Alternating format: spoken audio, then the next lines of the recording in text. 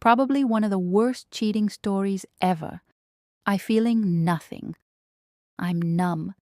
I decided to finally get this off my chest, even though this happened fairly. I'm a stay-at-home mom, or at least I was. I had my first child with my partner, a beautiful baby boy, back in May of this year. The new addition to our little family, including his daughter, from a previous relationship that I took care of as my own and refers to me as mommy. I was so excited to have a family of my own. I've worked most of my life, including my entire pregnancy, so being a stay-at-home mom was very new to me. In the beginning, it was extremely challenging, but eventually I got the hang of it. My partner would handle majority of the bills and expenses while I take care of the kids, housework, dinner, and make his lunches for work. My partner worked overnight shifts, so on top of taking care of the children, I was in charge of waking him up for work, which wasn't an easy task at all. Much like a child, he'd throw fits and yell as I attempt to wake him, alarm after alarm. All the while, I cook dinner and get the kids ready for bed.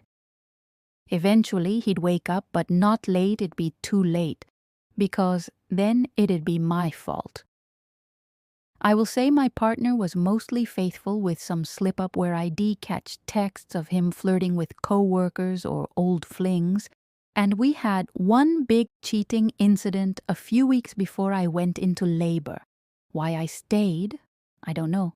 Helplessness. Wanting a family of my own like I never had.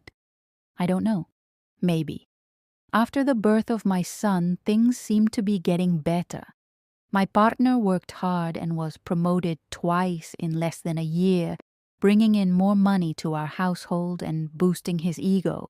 I continued to do my part, cook, clean, make his lunch, and wake him for work. One night I'm doing my usual routine cooking, making his lunch, and then I wake him for work. But this time something felt off. My intuition was telling me something. I tried to fight these thoughts, but I just couldn't. That night, after he left for work, I went for my usual run after I put the kids to bed, having my sister look after them. I'd run through our apartment complex and to a trail not too far. Shockingly, while on my run, I saw my partner's car parked at a different part of our complex, and my heart sunk into my chest. Why was he here? He said he was going to work. I checked my phone, and lo and behold, his location was turned off. Funny enough, we only shared locations as his idea to prove his loyalty to me. He comes home earlier than usual the next day. I act clueless. I don't know what to think. He comes in bearing gifts, but I could hardly make eye contact because my mind is racing with suspicion. As he showers like clockwork, I check his phone. To my surprise, I see text messages between him and young lady who lives in the same apartment building as us. He is telling her how he is on his way to her to give her vitamin D. They just met the day before. My heart sinks. He had me wake him up, make him lunch, and look me in my eyes and said he was leaving for work. This was the ultimate betrayal. How could he do this?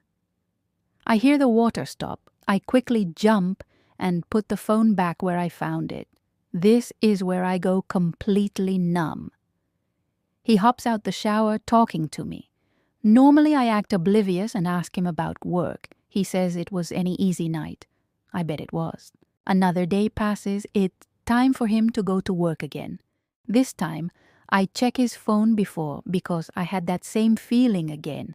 And like last time, he was pretending again. So I played along. I made his lunch extra special this time. I seasoned every dish with as much Morton salt as I could. I filled his fancy flask with dishwater. I made his sandwiches that he loves so much with spit and old fish grease. I kissed him goodbye and told him I loved him with so much excitement. Later that night, when I went on my run and saw his car parked once again, in the same spot I lost it. I went upstairs to our apartment and grabbed every messy condiment I could find, and I decorated his car. I filled it with the trash he'd been neglecting to take out. Dirty Pampers, rotten tissue, waste, etc. I blacked out. I couldn't wait for him to see the mess I made. It could be worse. This is the beginning of when you break a person,